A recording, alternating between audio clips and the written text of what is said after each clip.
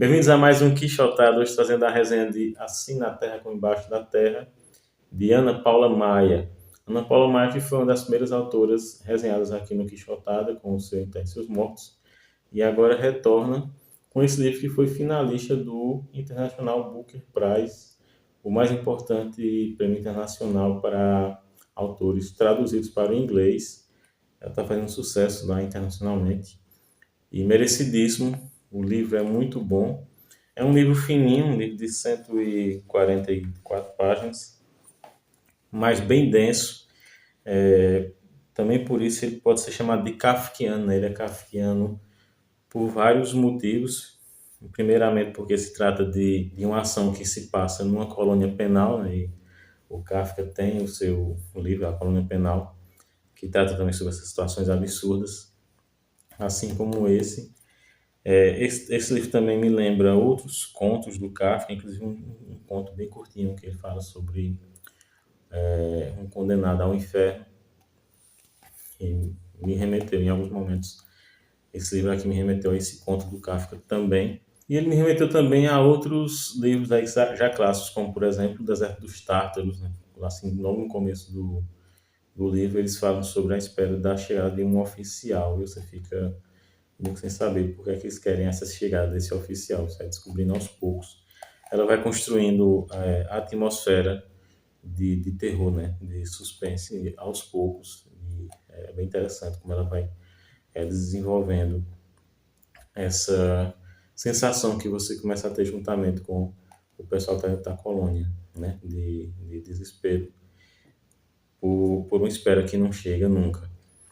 E esse livro trata de algo que não é bem uma novidade dentro da ficção, que é a caçada humana, que dentro da literatura eu não vejo muitos exemplos, mas em outras mídias, cinema, por exemplo, você pode falar sobre o Alien e sobre o Predador, entre outros livros, né? E nos quadrinhos isso é muito recorrente, né? Por exemplo, uma das primeiras histórias da Espaçolagem Conan que eu li tratava sobre isso, né? Ele sendo capturado para poder ser caçado por um conde, né?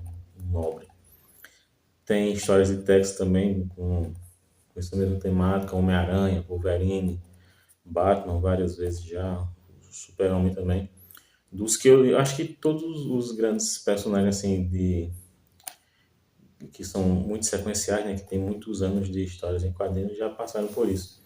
Mas a Ana Paula Maia, né, ela tem essa consciência de que você não precisa inventar a roda, basta você criar uma roda um pouco diferente, né, dar uma nova modelagem, desde que ela gire bem.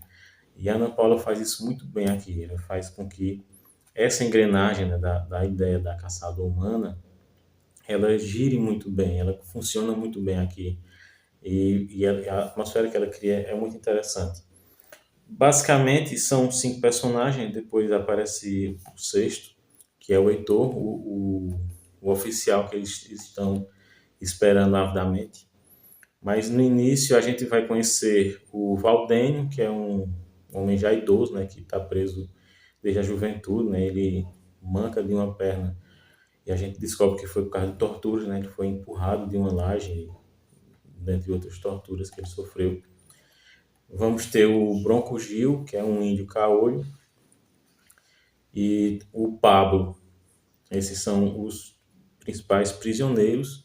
E dentro da equipe da carceragem, a gente vai ter o Melquiades, que é o diretor dessa colônia, né? O diretor do presídio. E teremos um carcereiro, né? Um agente penitenciário, que é o Taborda. Então, por que só tem essa quantidade de pessoas dentro de uma colônia penal? A gente vai descobrir, com a passagem dos capítulos, que na verdade era para ter 42 presos.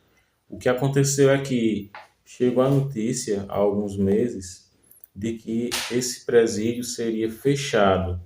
E o Melquiades, ele tem um sentimento de que era a missão dele era ficar nesse presídio, cuidar desses presos, porque já era conhecida a fama da colônia penal de que quem entrava não saía mais.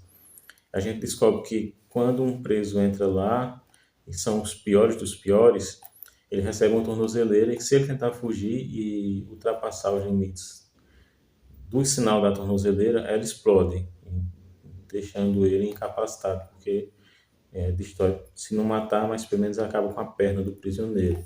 Mais ou menos como uma mina terrestre. Então, os prisioneiros que são mandados para lá, eles são justamente mandados para não sair mais. E o meu kit, sabendo que essa prisão vai ser fechada, que ele vai ter que sair de lá, e os prisioneiros também vão ser transferidos, ele decide criar um sistema de caça a esses prisioneiros. Então ele vai escolhendo 2 por vez, e ele tira as tornozeleiras desses 2 prisioneiros e diz a eles que eles têm 30 segundos para fugir, até que ele vá atrás para caçá-los. E a gente descobre que ele é um exímio caçador.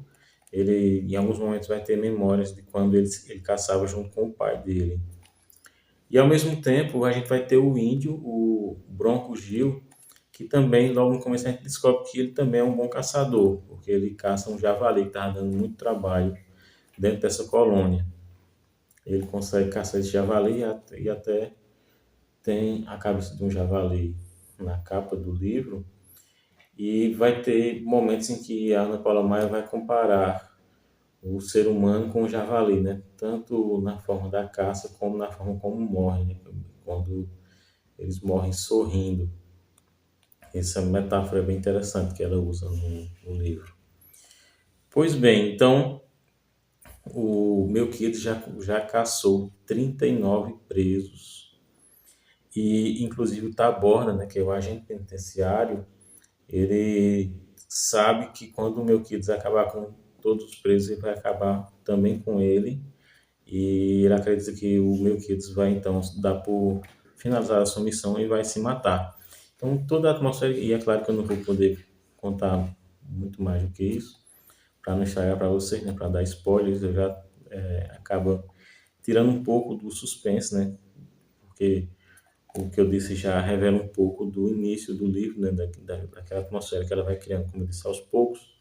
E aí eu estou dizendo a vocês já revelando mais ou menos até a metade do livro, né, o que se descobre.